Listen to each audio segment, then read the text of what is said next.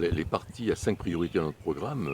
La première sur les mobilités décarbonées, la seconde sur l'énergie, la troisième sur la transition agricole, la quatrième priorité, celle que nous avons abordée aujourd'hui, c'est la biodiversité, et la cinquième sera sur l'innovation et l'activité économique.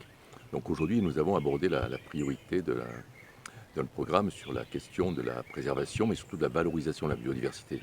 Et nous sommes là sous un ficus colonial, un beau ficus colonial qui est à Saint-André, à Chambourne, qui témoigne de la richesse de la biodiversité réunionnaise. Et nous pensons, nous, que cette biodiversité, elle est non seulement à préserver, mais elle est aussi à valoriser. C'est-à-dire que c'est une richesse, une ressource pour demain, en termes de pharmacopée, de construction de nouveaux matériaux. Donc il faut la valoriser, et pour la valoriser, il faut la connaître. Et l'Agence régionale de la biodiversité, que nous allons finalement mettre définitivement en place, puisqu'elle est un peu en retard aujourd'hui, sera conçue comme une plateforme non seulement de préservation, mais de connaissances, d'expérimentation, qui s'inscrit dans ce que au plan national on appelle la programmation Green Tech, c'est-à-dire solliciter des TPE innovants, des start-up dans la chimie verte pour pouvoir effectivement permettre, à partir des ressources multiples de la biodiversité terrestre ou marine, trouver des solutions pour aller vers cette transition écologique, c'est-à-dire le passage d'une économie qui repose sur l'utilisation de fossiles qui sont en nombre limité à une économie décarbonée. Donc c'est ça un peu qu'on a évoqué ce matin. Votre programme? Voilà, l'un des objectifs importants, c'est le zéro plastique. Nous sommes une île, un terminal à déchets ici. Nous importons beaucoup de bouteilles en plastique, on le sait. Non seulement elles finissent dans les ravines, dans la rue, dans les océans. Le plastique, les gens ne s'en rendent pas compte, mais il est omniprésent dans notre vie quotidienne. On le respire, on le mange. On absorbe des molécules de plastique et on le retrouve évidemment avec les effets désastreux que l'on connaît dans le lagon ou dans l'océan. Donc on va engager un programme. Mais comme l'écologie que l'on porte n'est pas une écologie punitive, c'est une écologie des solutions. Donc il faut trouver la solution pour aller demain vers une réunion zéro plastique à 5, voire au pire à 10 ans. Mais avec des mesures, effectivement, et des résultats que l'on veut assez rapidement. Donc pour ça, on va convoquer ou inviter les professionnels du secteur, les usagers, les citoyens, parce que les consommateurs.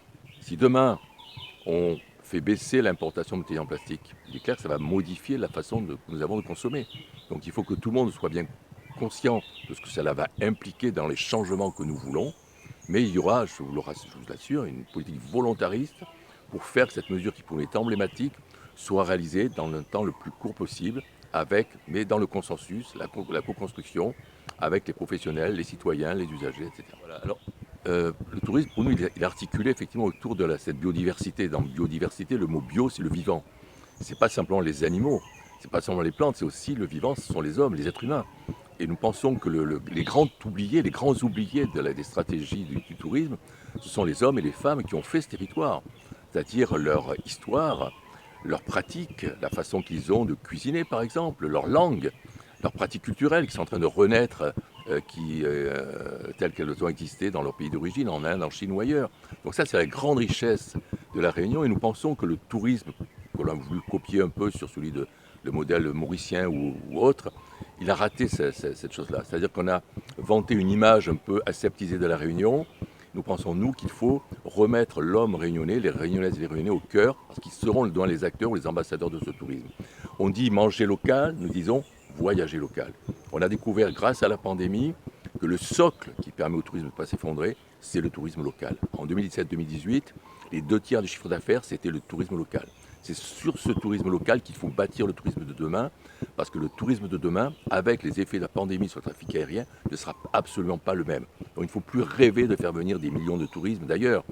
Il faut déjà consolider ce socle, valoriser cette biodiversité, et qui est le plus à même de la valoriser, de la faire connaître, de la faire aimer, si ce n'est les Réunionnaises et les Réunionnais. Voilà, les mettre au cœur de ce dispositif. Et le deuxième point important sur le tourisme, c'est que nous voulons dépolitiser l'IRT. D'accord ? Ça veut dire que nous voulons modifier sa gouvernance et inclure les EPCI, c'est-à-dire la CINOR, la CIVIS, etc. Parce qu'il y a plusieurs niveaux, vous savez, dans les strates décisionnelles du tourisme. Donc il faut qu'il y ait un équilibre entre les diverses institutions et puis la présence des professionnels réunionnais qui ont leur mot à dire là-dedans. Il faut que ce soit, que demain l'IRT ou ce qui remplacera, je ne sais pas, soit une instance effectivement acceptée par tous et notamment les professionnels, parce que ce sont les professionnels qui peuvent bâtir effectivement cette politique d'offre touristique que nous voulons.